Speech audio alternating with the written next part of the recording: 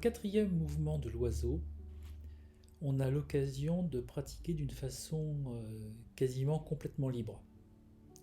En réalité, l'idée, ça va être en faisant des mouvements de montée et descente des bras, vers l'avant et vers l'arrière, de masser en fait ses propres poumons.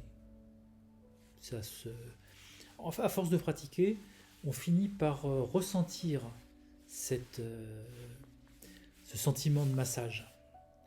Donc le mouvement est totalement libre. Vous pouvez faire tous les mouvements que vous voulez. Faites juste attention de ne pas trop appuyer sur les genoux, parce que ça pourrait vous mettre en danger au niveau des articulations. Et aussi, si vous voulez tirer un maximum du mouvement, pratiquez le plus détendu possible, en respirant le plus profondément possible pour activer encore plus le massage. Voilà.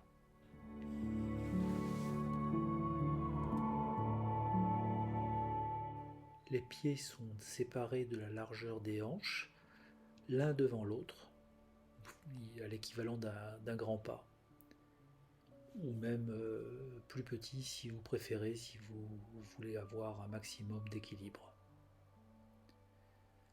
Au niveau des bras, comme vous pouvez le constater, le mouvement est totalement libre. Vous pouvez imaginer que vous êtes un oiseau, un aigle, qui plane au-dessus de la steppe et qui est entraîné par les courants d'air.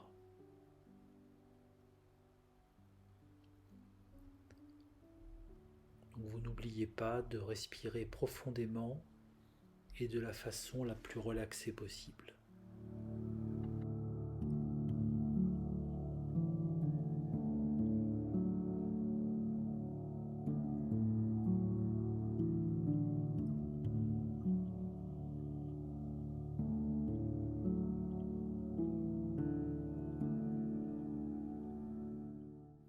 En fait, c'est un mouvement très simple, mais très efficace. Dans la séquence qui suit, je décris les effets des mouvements vers l'avant, vers l'arrière, le fait de lever les bras comme complément. Mais c'est très intuitif. Quand j'étire mon corps vers l'arrière, mes poumons sont étirés vers l'avant.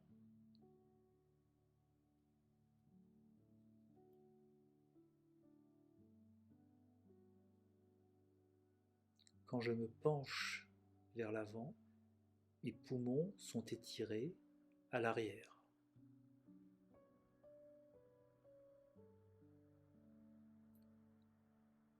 Vous avez le même type d'effet quand on lève les bras, droite,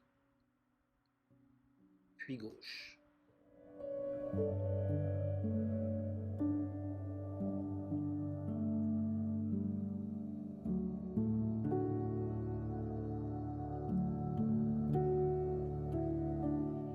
Deuxième bonus, je vous ai rajouté un petit exercice où on peut voir quand tout simplement en montant et abaissant les mains, qui correspond à l'ouverture du tai chi, et en jouant sur le poids du corps, en dépassant le bassin de l'avant vers l'arrière, on peut faire travailler aussi les poumons.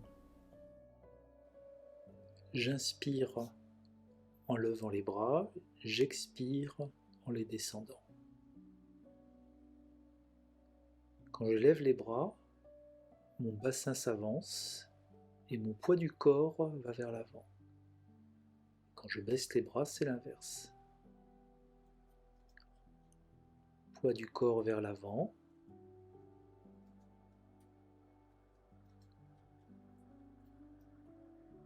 Poids du corps vers l'arrière. Quand les bras sont en haut, le regard est vers le haut.